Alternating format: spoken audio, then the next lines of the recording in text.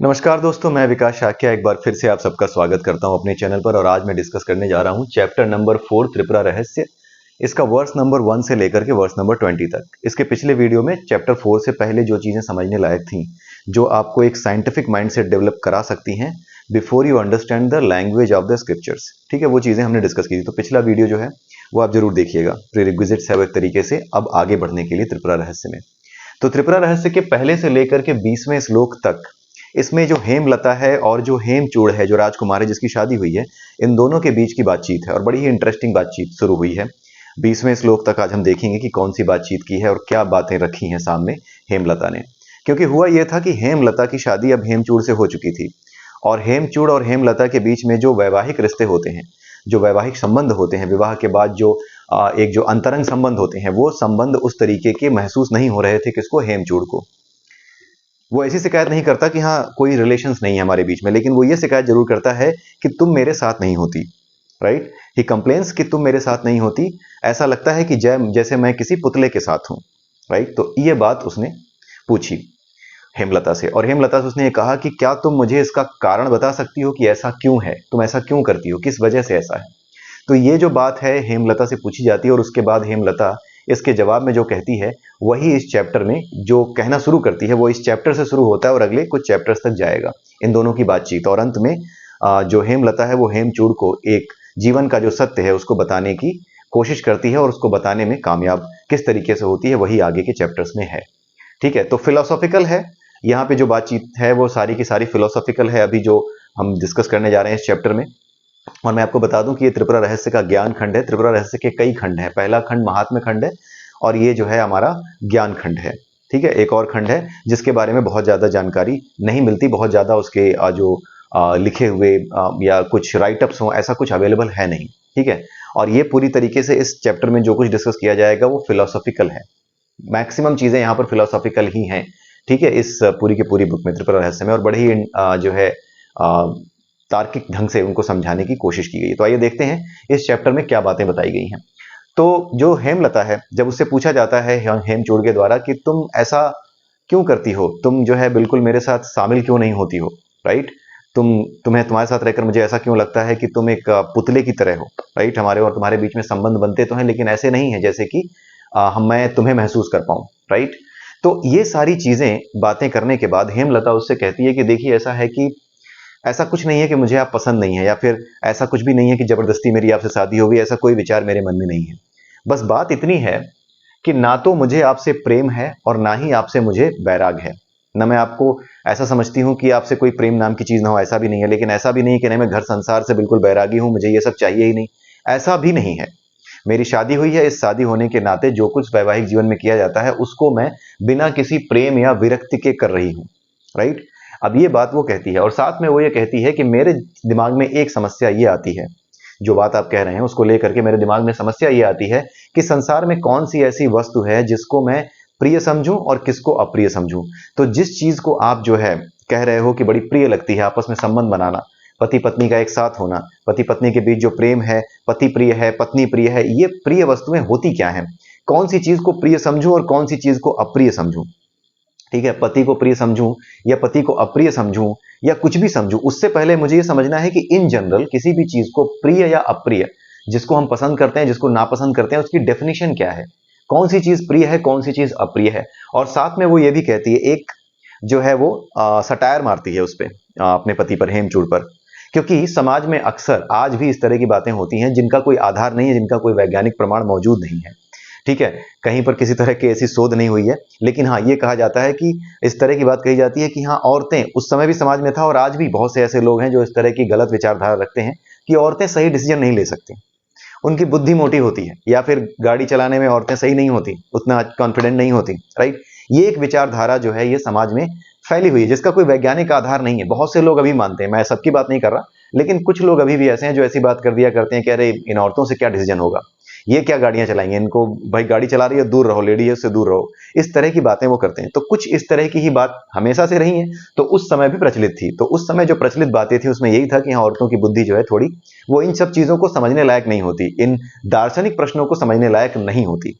ठीक है, ये विचार फैला हुआ था। तो इसीलिए इससे पहले कि वो कुछ कहे हेमचूड़, उसने खुद ही कह दिया हेमलता ने कि देखिए प्रभु, जो आप मेरे पति हैं और आप जानते हैं कि मैं तो स्त्री हूं, तो और आपको तो पता ही है, एक सटायर मारा कि आपको तो पता ही है कि औरतों की बुद्धि मोटी होती है। तो मुझे समझ में नहीं आ रहा कि ये कोई वस्तु प्रिय है या नहीं है, किस तरह से इसके बारे में हम विचार करें, किस तरह से ये सोचा जाए कि कोई वस्तु प्रिय होती है या कोई वस्तु अप्रिय होती है, किस आधार पे मैं डिसाइड करूं। तो आप अगर मुझे बता देंगे तो मैं समझ जाऊंगी कि हाँ, आप मुझे प्रिय कह रहे हैं, मुझे आपको प्रिय कहना चाहिए और हम दोनों को भोग विलास में लगे रहना चाहिए, मुझे भी आपके साथ होना चाहिए, नहीं होना चाहिए, जो भी है, जो आप शिकायत कर रहे हो वो शिकायतें सारी दूर हो जाएंगी और फिर उसके बाद मैं आपके साथ जो आप कहेंगे उस तरीके से शामिल हो जाऊंगी। अगर यही वास्तविक सुख है, यही सबसे प्रिय चीज है संसार में, जिसे आप कह रहे हो कि विवाह के बाद एक संबंध जो बनाते हैं उससे प्रिय कुछ नहीं लगता, तो अगर यही सबसे प्रिय है तो ठीक है, आप मुझे समझा दीजिए, उसके बाद मैं आपके साथ जो है हो जाऊंगी और जैसा आप कहोगे वैसा करूंगी। राइट। तो ये चीज उन्होंने बोली हेमलता ने। उसके बाद हेमचूड़ जो है वो हेमलता पे हंसते हैं, वो भी मजाक उड़ाते हुए कहते हैं, क्योंकि समाज में ये बात तो प्रचलित थी ही, इस तरह की बातें जो है जिनका कोई कुछ चीजें ऐसी होती हैं जिनका कोई सिर पैर नहीं होता, लेकिन हाँ फिर भी समाज में एक तरीके से बिना किसी वैज्ञानिक आधार के फैली होती हैं। समाज में परंपराएं और समाज का जो धर्म होता है, हमारा जो धर्म है और जो परंपराएं हैं, दोनों में अंतर है। धर्म कभी परंपरा नहीं होता और परंपरा कभी धर्म नहीं होता, दो चीजें याद रखिए। धर्म कभी कोई परंपरा नहीं होती और परंपरा कभी धर्म से नहीं जोड़ी जा सकती। धर्म और परंपराएं दोनों एक्सक्लूडेड हैं, दोनों एक दूसरे से अलग होती हैं। धर्म, पहली चीज तो ये हो गई। दूसरी चीज ये कि धर्म परंपराओं के लिए नहीं बना है, परंपराएं धर्म के लिए बनाई जाती हैं। परंपराएं धर्म की रक्षा के लिए बनाई जाती हैं, लेकिन धर्म कभी भी परंपरा के लिए नहीं बनता। इसलिए ऐसी कोई भी परंपरा जो कि समाज का अन्याय करने लगे, समाज के साथ अन्याय करने लगे, उस परंपरा को तोड़ देना चाहिए। ठीक है, क्योंकि अन्याय ही अधर्म है। अन्याय, किसी के भी साथ अन्याय करना, उसे बराबर का अधिकार, उसे बराबर का स्टेक होल्डरशिप ना देना इस नेचर में, वही अन्याय है, वही अधर्म है। और जब भी ऐसा हो तो परंपरा बदली जाएगी, धर्म नहीं बदलना चाहिए। परंपराओं को बदल दीजिए, परंपराओं को तोड़ दीजिए। जो हिंदू धर्म है, जो सनातन धर्म है, इसने ये बहुत महान काम किया है कि यहां पर जो भी चीजें ऐसी फैल गई थी किसी भी वजह से, जैसे सती प्रथा हो या कुछ भी हो, जहां पे चीजें सही नहीं थी, राइट, वहां पर क्या किया, कुछ लोगों ने पैदा होकर के हिंदू धर्म के भीतर ही पैदा होकर के इन चीजों को सही किया है। कोई बाहर से तो आया नहीं था। राजा राममोहन राय कौन थे? मुस्लिम थे क्या, या पारसी थे, या ईसाई थे? वो हिंदू ही थे। वो एक ऐसे हिंदू थे जो हिंदू धर्म के मर्म को जान रहे थे। उनका ये जानना था कि हाँ यार, ये जो परंपराएं हैं और ये जो धर्म है, जिसे धर्म कहते हैं, इन दोनों में एक विभेद है। परंपराएं धर्म के लिए नहीं बनी है, परंपराएं धर्म के लिए बनी है, धर्म परंपराओं के लिए नहीं बना है। इसलिए जहां पर कोई परंपरा अधर्म करने लगे उसका विनाश कर देना चाहिए। जैसे महाभारत में भी इसके कई उदाहरण मिलते हैं। भगवान कृष्ण ने भीष्म से कहा कि मैं जो है कभी धनुष नहीं उठाऊंगा, इस युद्ध में हथियार नहीं उठाऊंगा जो महाभारत का युद्ध होने जा रहा है। तो भीष्म ने कहा कि ठीक है, मैं तुमसे उठवा लूंगा। भीष्म ने इतना आतंक मचाया कि भगवान कृष्ण ने वो उठा लिया। तो लोगों ने कहा कि आप तो परमेश्वर हैं, आप तो इतने ज्ञानी हैं, आप अपने आप को नहीं रोक पाए। उन्होंने कहा कि मैं रोक नहीं पाया, ऐसी बात नहीं है। बात यह है कि ये युद्ध कराया इसलिए जा रहा है, ये हो ही इसलिए रहा है क्योंकि एक गलत परंपरा की वजह से, एक गलत परंपरा की वजह से, और आपकी जो परंपरा है जिसको आपने फॉलो किया कि एक बार प्रण ले लिया तो उसको मैं कभी तोड़ूंगा नहीं, इस परंपरा की वजह से ये युद्ध हो रहा है। अगर आपने अपना प्रण सही समय पर तोड़ दिया होता धर्म के हित में, अपने परंपरा बदल दी होती, तो आज धर्म बचा होता। आपकी परंपरा बचाने के चक्कर में आज अधर्म हो रहा है, पता नहीं कितने लोग कटने जा रहे हैं। तो इस युद्ध का मुख्य कारण दुर्योधन नहीं है, इस युद्ध का मुख्य कारण है आप जैसे लोग जो अधर्म को आश्रय देते हैं। आपकी परंपरा की वजह से, आपकी जो वचन पालन की परंपरा जिसको आपने बिल्कुल एकदम धर्म से ऊपर मान लिया। परंपरा को जब भी धर्म से ऊपर मानोगे, पूरी महाभारत का ये संदेश है, परंपरा को धर्म से ऊपर मानोगे तो इस तरह की स्थितियां खड़ी होंगी और अंत में युद्ध होंगे। इसलिए परंपराओं को धर्म की खातिर बदल देना चाहिए, लेकिन धर्म को किसी परंपरा की खातिर नहीं बदलना चाहिए, क्योंकि हर धर्म में, धर्म जिसको मैं कह रहा हूं वो धर्म नहीं, जिस धर्म में आप जाओगे, उस धर्म की बात जो है जिसकी मैं करने जा रहा हूं, वो धर्म नहीं है। धर्म सबको जोड़ता है। और जो छोटे छोटे रिलीजियस सेक्ट बने हैं, रिलीजियस डिनोमिनेशंस हैं, उनकी बात कर रहा हूं। अगर एक रिलीजियस डिनोमिनेशन को छोड़ के दूसरे रिलीजियस डिनोमिनेशन में आप जाओगे, ये हिंदू, मुस्लिम, सिख, ईसाई, ये क्या हैं?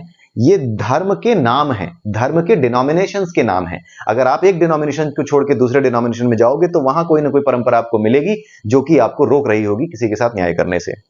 ठीक है, तो जो न्याय ना करती हो वो परंपरा तोड़ देनी चाहिए। तो इस तरीके से कुछ ऐसी परंपराएं थी जो पहले बनी हुई थी, उसी परंपरा के तहत लोग जो है अपने काम, अपनी गलतियां करते चले जाते थे। ठीक है, अब यही गलतफहमी, ये परंपरा की हाँ औरतों की बुद्धि तो मोटी होती है, अब यहां पर जो हेमलता है वो इस बात को गलत साबित करके दिखाएगी, क्योंकि जो प्रश्न वो पूछेगी उसका कोई उत्तर हेमचूड़ के पास नहीं होगा और सारे प्रश्न वास्तविक होंगे। सारे प्रश्न इतने जबरदस्त फिलोसॉफिकल होंगे कि जिसके बारे में सोचते हुए भी हेमचूड़ को कुछ समझ में नहीं आएगा, तो अपने आप समझ में आ जाएगा सुनने वालों को कि बुद्धि मोटी इस समय किसकी थी। ठीक है, तो यहां पर हेमचूड़ जो है हंसता है और कहता है कि हाँ तुम सही ही बोल रही हो, तुम लेडीज की बुद्धि वैसे भी इतनी काम नहीं करती है। तो सीधी सी बात है, तुम पूछ रही हो कि कौन सी चीज प्रिय होती है, कौन सी चीज अप्रिय। तो इसका बड़ा सीधा सा आंसर है और बहुत सिंपल सी चीज है कि जो चीज हमारे मन को अच्छी लगे वो प्रिय है, और जो चीज हमारे मन को अच्छी ना लगे वो अप्रिय है। उसने बड़ा सिंपल सा उत्तर दे दिया। उसने कहा इट्स सो सिंपल। जैसे एक बार भगवान कृष्ण ने दुर्योधन से पूछा था कि सूरज और दीपक में क्या अंतर है, तो दुर्योधन ने कहा कि इसमें कौन सी बड़ी बात है, तो बहुत सिंपल सी चीज है, साधारण सी चीज है, सूरज सूरज होता है, दीपक दीपक होता है। राइट। अब वो जो है कुछ ज्यादा उसके पीछे के जो फिलोसॉफिकल अंडरस्टैंडिंग है उसको बता ही नहीं पा रहा था, समझ ही नहीं पा रहा था, क्योंकि उसकी बुद्धि वैसे ही अधर्म की बुद्धि थी, तो वो समझ ही नहीं पाता था कि हाँ दीपक और सूरज की तुलना क्यों की जा रही है। ठीक है, तो ये बात उसने बोली कि जो मन को प्रिय लगे वो क्या है, जो है हमारी जो मन को प्रिय लगे वही प्रिय है, और जो मन को अप्रिय लगे वही अप्रिय है। यानी सब कुछ उसने मन के लेवल पे ला करके छोड़ दिया। अब हेमलता ये कहती है कि आप जो कह रहे हैं कि जो मन को प्रिय लगे वही प्रिय है और जो मन को अप्रिय लगे वही अप्रिय है, मैं तो समझ नहीं पा रही हूं कि ऐसा कैसे है। तो अगर आप मुझे समझा पाओ तो समझा दो, मेरे कुछ और प्रश्न हैं। तो उसने कुछ प्रश्न करने शुरू किए।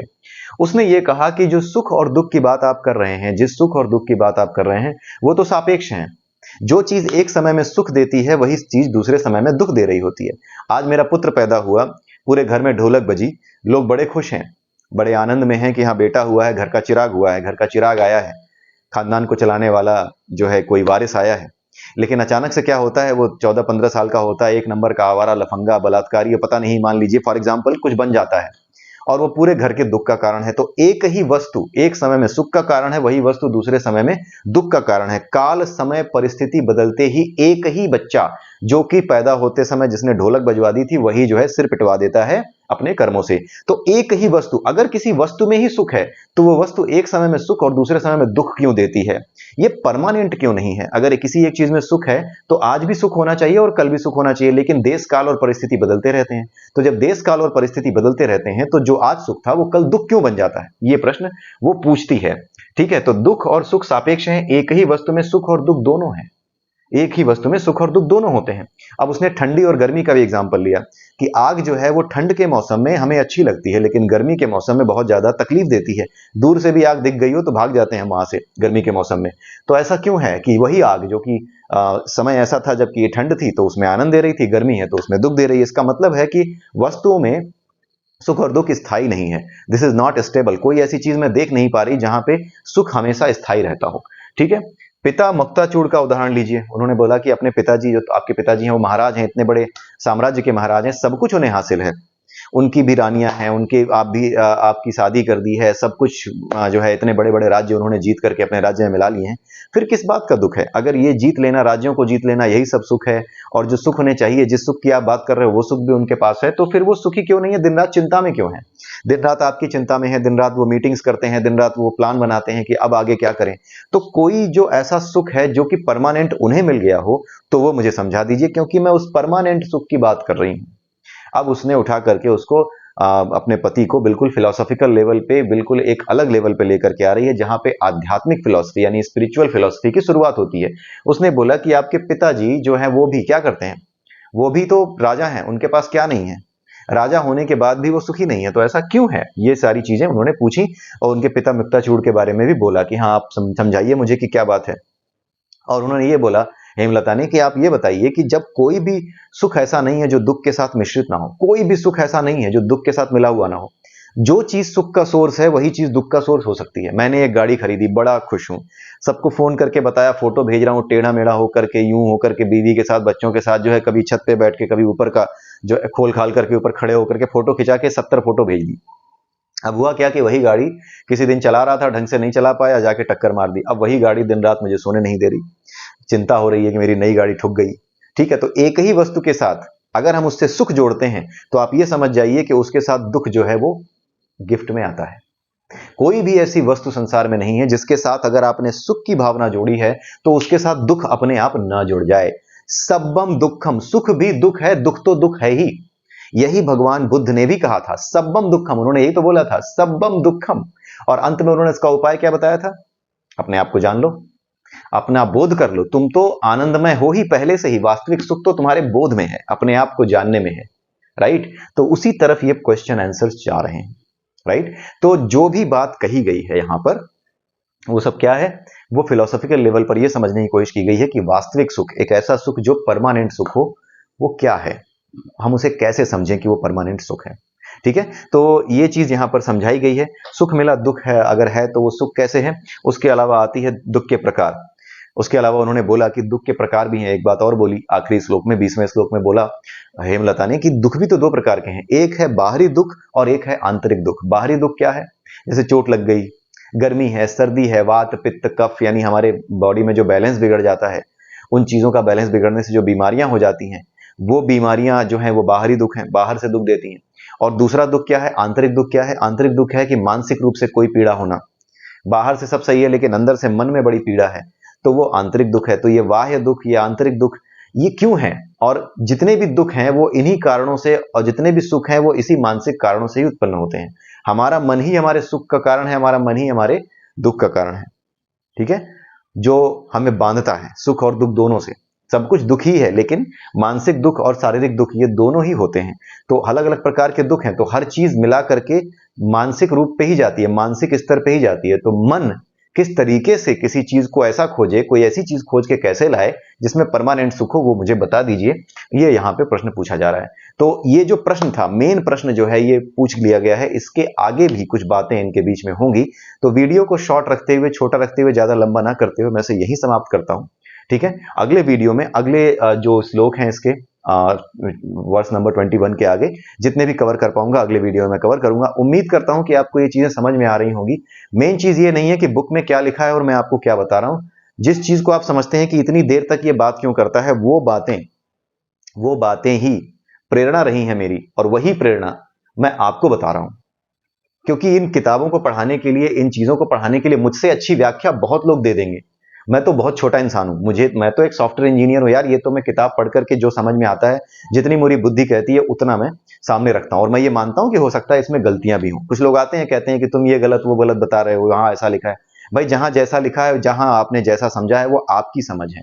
मैंने जैसा समझा है वो मेरी समझ है। अगर आप ये कहते हो कि मेरी समझ में ये आया है, तो आप कॉन्ट्रीब्यूट करते हो, मेरे नॉलेज में कंट्रीब्यूशन करते हो। और अगर वो मेरे नॉलेज में कहीं पर ऐसा फिट बैठता है कि मेरे जो विचार हैं उनको कहता है कि नहीं, यहां पर तुम्हें सोचना चाहिए, तो वो मेरे अंदर होगा, वो तुम्हारे कहने से नहीं होगा। वो विचार जब आप मुझे रखोगे, तो वो मेरे अंदर जब घुसेंगे शब्दों के माध्यम से, जब वो मेरे अंदर जाएंगे, जब मैं उन्हें पढ़ूंगा, तो मेरे अंदर जा करके अगर कहीं कोई छेद है, उस छेद में एक रफू डालते हैं वो आपके विचार, तो मैं कहूंगा कि हाँ, बिजली कौंधी और एक लाइट जली।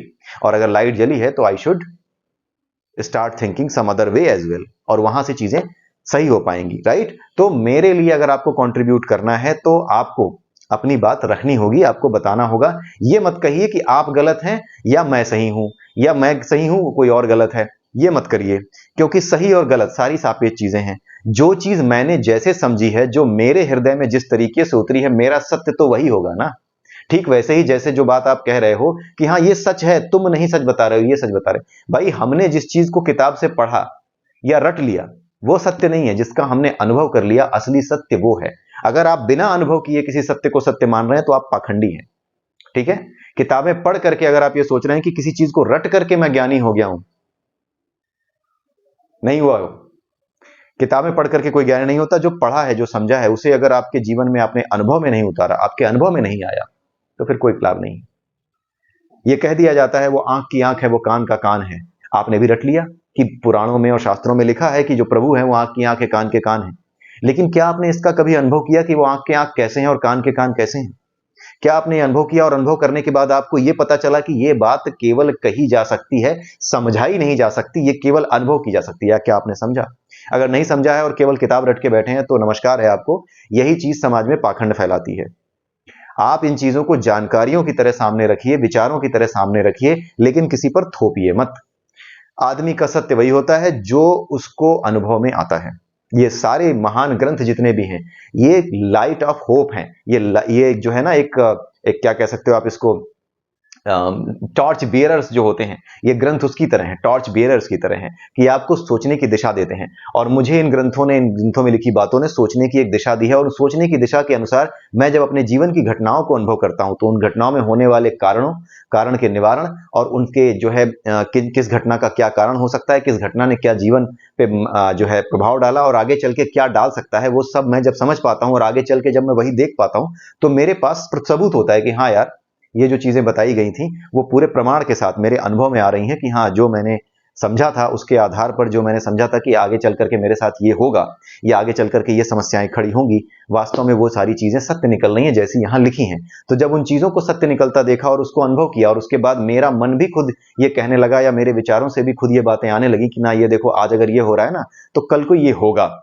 जब ये विचार आने लगे कि हाँ, अगर आज ये हो रहा है तो विश्लेषण एक ऐसे लेवल पे पहुंच गया, एनालिसिस एक ऐसे लेवल पे पहुंच गई कि 3-4 साल बाद भी क्या होगा, ये सारी चीजें भी आने लगी। एग्जाम्पल मैं आपको देता हूं, 2020 में जब कुछ इस तरह का माहौल था भी नहीं, वर्ल्ड वॉर जैसी कोई सिचुएशन थी भी नहीं, ये जो लड़ाइयां चल रही इसका कुछ नहीं था, उस समय मैंने एक पोस्ट डाला था फेसबुक पे कि क्या लीग ऑफ नेशंस की तरह यूनाइटेड नेशंस भी फेल होने वाला है? क्या हम 2020 से 1920 में वापस जाने वाले हैं? 1920 में जब लीग ऑफ नेशंस बनी थी तो वो फेल हुई थी, अब क्या 2020 में यूनाइटेड नेशंस 100 साल बाद फेल होने वाला है? और आपने देखा होगा कि उसी समय के बाद से चीजें फेल होना शुरू हुई और अब जाकर के विश्व की ये स्थिति बन गई। तो ऐसा नहीं है कि मैं कोई भविष्यवाणी कर रहा हूं, देयर इज नथिंग लाइक भविष्यवाणी, एवरीथिंग इज साइंस। और ये स्पिरिचुअल साइंस है, जिसे आप भविष्यवाणी करना कहते हो, वो प्रकृति की समझ है, स्पिरिचुअल साइंस है। और ये किसी के लिए ऐसी चीज नहीं है कि हाँ बहुत मुश्किल चीज हो, ऐसा नहीं है कि कोई बहुत महान पैदा हो गया, वो विशिष्ट पैदा हुआ, अलग से भर के भेजा गया है। हर किसी के अंदर इन संभावनाओं को जीने की, इन चीजों को प्राप्त करने की संभावना हमेशा रहती है। और इसका पूरा का पूरा स्पिरिचुअल साइंस जब आप समझ जाएंगे तभी आपको समझ में आएगा कि ये सारी चीजें, इनके बेसिस पे जो आप अंदाजा लगा पाते हो, जो आपकी एनालिटिकल स्किल डेवलप होती है, वो एनालिटिकल स्किल आपको इस नेचर से जोड़ देती है। आपको इस नेचर से जुड़ना होता है। इस नेचर की मॉडस ऑपरेंडी जब आप इन शास्त्रों के माध्यम समझ जाते हो तो मॉडस ऑपरेंडी जानने के बाद आप कर पाते हो भविष्यवाणी। जैसे ऑफिस में जैसे मैं काम करता हूं, मैं एक सॉफ्टवेयर इंजीनियर हूं, तो होता क्या है कि कई बार कोई बंदा जो है कोई एक्सपेरिमेंट करता है, उस पे प्रोग्राम में कुछ लिख देता है और उसके बाद प्रोग्राम में इनपुट जो देता है, उस इनपुट को फिर जब वो कुछ बटन प्रेस करता है तो आउटपुट आता है। ठीक है, इनपुट आउटपुट सिंपल सी चीज है कि कुछ डाला कुछ निकलेगा। ठीक है, मुझे कोई काम कराना है, कुछ डालूंगा तो कुछ निकालेगा। तो होता यह है कई बार कि इतना एक्सपीरियंस हो जाता है काम करते करते कि मैं कहता हूं कि तुम ये जो इनपुट डाल रहे हो ना, ये जब करोगे अगर ऐसा, तो आगे चल करके ना यहाँ पे वर्क फंस जाएगा, यहाँ पर जाकर के प्रॉब्लम आ जाएगी। वो कहता है नहीं, मुझे नहीं लगता, क्योंकि उसके एक्सपीरियंस में है ही नहीं। लेकिन मैं क्योंकि 7-8 साल से 9 साल से काम कर रहा था उस प्रोजेक्ट पे, तो मैंने बता दिया नहीं, तुम ये लिखोगे और आगे चलकर ये प्रॉब्लम होगी। और वो प्रॉब्लम हो गई। ऐसा थोड़ी है कि मैं कोई महात्मा हूं उस सॉफ्टवेयर का, नहीं। एनालिटिकल स्किल डेवलप करते हैं ये साइंस, ये स्पिरिचुअल साइंस उस एनालिटिकल स्किल को डेवलप करता है और वही चमत्कार बन जाता है। जो चीज आपको समझ में नहीं आती वही तो चमत्कार है। और क्या है चमत्कार? आप किसे कहते हो? लोग कहते हैं कि ये चमत्कार अंधविश्वास पे विश्वास करता है हिंदू धर्म। कुछ अंधविश्वास नहीं है। जो चीज आपकी समझ में नहीं आई और आपने आपको, देखिए अंधविश्वास क्या है? आपकी होशियारी है वो अंधविश्वास। आप कहते हैं कि जो चीज मेरी समझ में नहीं आई और हो रही है या नहीं भी हो रही है, लोग उसके बारे में बात कर रहे हैं, मैं उसको नहीं मानूंगा क्योंकि मैं बहुत ज्यादा होशियार हूं। ऐसा हो ही नहीं सकता। आप सोच करके देखिए कि आज की डेट में बल्ब की रोशनी में हम खड़े हैं। यही बल्ब जब थॉमस अल्वा एडिसन बना रहे थे, लगातार अपने एक्सपेरिमेंट्स में फेल हो रहे थे, तो उन पर हंसने वाले बहुत से लोग थे। ईमानदारी से सोच करके देखिए कि अगर आप एडिसन के समय में पैदा हुए होते तो आप किसकी तरफ होते? उन लोगों की तरफ जो एडिसन पे हंस रहे थे, या फिर एडिसन के साथ खड़े होते कि नहीं, कुछ तो विचार हैं इसके अंदर, कुछ ये सोच रहा है, कुछ कर रहा है। तो वैज्ञानिक सोच तो उसके पास थी, जो कि अज्ञात के रहस्यों को खोजना चाहता था, यानी एडिसन। तो जो अज्ञात के रहस्यों को खोजना चाहता है, असली वैज्ञानिक सोच तो उसके पास है। अपने आप को तुम वैज्ञानिक कह सकते हो जो ये कहता है कि जो मैंने देखा नहीं उसको मानूंगा नहीं। तुम तो खोजने वाले हो ही नहीं। जो खोजने वाला नहीं है वो तो वैज्ञानिक सोच रखता ही नहीं है। तुम तो ये कह रहे हो जो दिखेगा उसी को मानेंगे, मतलब पूरी दुनिया तुम्हारे नौकर बैठी है कि तुम्हें खोज के लाएगी, उसके बाद तुम मानोगे। तुम कुछ नहीं खोजोगे और अपने आप को साइंटिस्ट कहोगे। बारे गधो। तो ये सारी चीजें जो है, मैं उनके लिए, सबके लिए नहीं कह रहा हूं, उनके लिए कह रहा हूं जो इस पोस्ट पे, इस वीडियो पे आते हैं और नीचे उल्टे सीधे कमेंट मारते हैं। जी हाँ, तुम साइंस जर्नी के या किसी और चैनल के जो चमचे हो, वो यहां पर आकर के जो चीजें लिखते हैं, उनके लिए मैं कह रहा हूं। ठीक है, मुझे ये करना पड़ता है, ये अच्छा नहीं लगता लेकिन मुझे ये करना पड़ता है, क्योंकि कुछ सीमाएं जब पार हो जाती हैं तो कुछ लोगों को जवाब देने पड़ते हैं, और जवाब इस तरीके से दिए जाते हैं ताकि जवाब जो है जाकर के सही जगह लगे, उन्हें फूड फॉर थॉट दें। केवल दूसरों को गालियां देने के लिए जवाब मैं नहीं देता, इस तरीके से देने का प्रयास करता हूं कि एक मैसेज जाए कि भाई सोचने की दिशा बदलो। ठीक है, तो इसलिए ये बातें कहना मेरे लिए जरूरी होती हैं। तो इसी के साथ ये वीडियो मैं यहीं समाप्त करता हूं, और अगले वीडियो में फिर मिलते हैं। तब तक के लिए जय सिया राम, जय श्री कृष्णा, जय श्री राधे, ओम नमः शिवाय।